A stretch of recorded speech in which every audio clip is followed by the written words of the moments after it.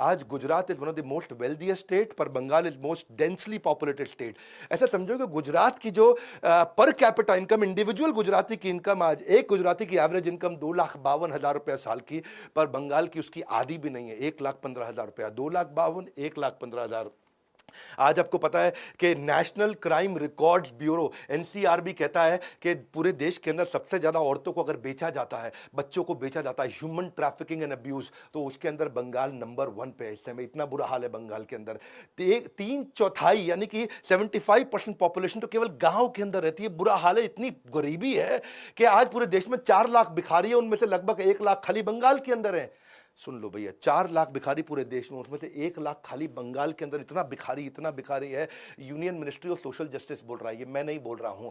गरीबी इतनी ज्यादा इसलिए क्योंकि अर्बनाइजेशन नहीं हो रहा, शहरीकरण नहीं हो रहा है, इंफ्रास्ट्रक्चर कमजोर है, वहां एंटरप्रेन्योर नहीं पैदा हुए ना, बेसिकली वहां पे बिजनेस नहीं कोई करता है, वहां बिजनेस जो हुए बंद हो गए, इलिटरेसी बहुत है वहां पे, आइडियल है, लोग खाली बैठे हैं। हाँ कि होबे ना कुछ होबे ना, हाँ किचु होबे ना। हाँ वहां एक्सप्लॉइटेशन हुआ पैसे वाले लोगों का, पुअर इंफ्रास्ट्रक्चर, यानी कि जब रोड नहीं चलेगी, रेल नहीं होगी, एयर नहीं होगा, जब एजुकेशन इंस्टीट्यूशन नहीं होंगे, हॉस्पिटल फ्लाईओवर्स नहीं होंगे, जब कोई स्पेशल इकोनॉमिक जोन या होटल्स नहीं होंगे।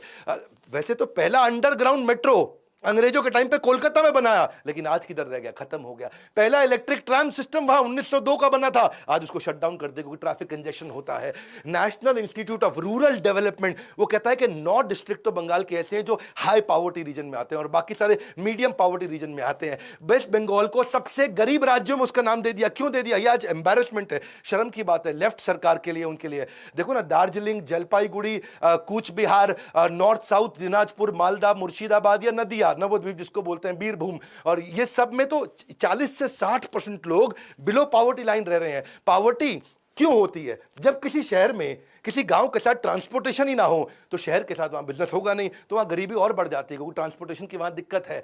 पावर्टी कब खत्म होती है? जब आप इकोनॉमिक प्रोडक्शन के जोन के नजदीक आ जाते हैं, जहां व्यापार बिजनेस हो रहा हो, जब उसके नजदीक रहते हैं तो वहां पे तनख्वाहें मिलती हैं, नौकरियां मिलती हैं। लेकिन हुआ क्या? वेस्ट बंगाल वेस्ट बंगाल बन गया।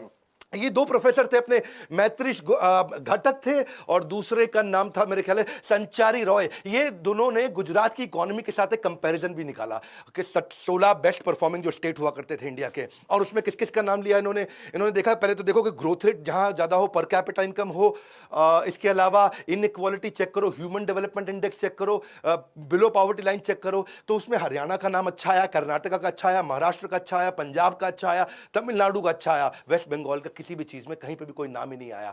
मुद्दे की बात यह, ह्यूमन डेवलपमेंट इंडेक्स में बंगाल आज 28 राज्यों में 28वें नंबर पे है, और बाकी वैसे उससे भी थोड़ा पीछे कौन सा रह गया? बिहार। इनमें ह्यूमन डेवलपमेंट इंडेक्स में है ही नहीं। ह्यूमन डेवलपमेंट इंडेक्स क्या होता है? बेसिकली उसमें 3 बातें होती हैं। एक क्या होता है? उसके अंदर आपका एजुकेशन होता है, दूसरा हेल्थ होता है, और तीसरा पर कैपिटा इनकम। इन तीनों के मामले में इस समय बंगाल सबसे पिछड़े हुए राज्यों में है। फिस्कल डेफिसिट क्या है? डॉलर का आना ही और डॉलर का जाना। बंगाल के अंदर डॉलर आता ही नहीं है क्योंकि वहां कोई एक्सपोर्टर ही नहीं बैठे हैं। जब एक्सपोर्ट करोगे तो डॉलर आएगा तो राज्य मजबूत बनेगा। फिस्कल डेफिसिट में बंगाल सबसे पीछे है। बंगाल आज इसकी बात नहीं करता है।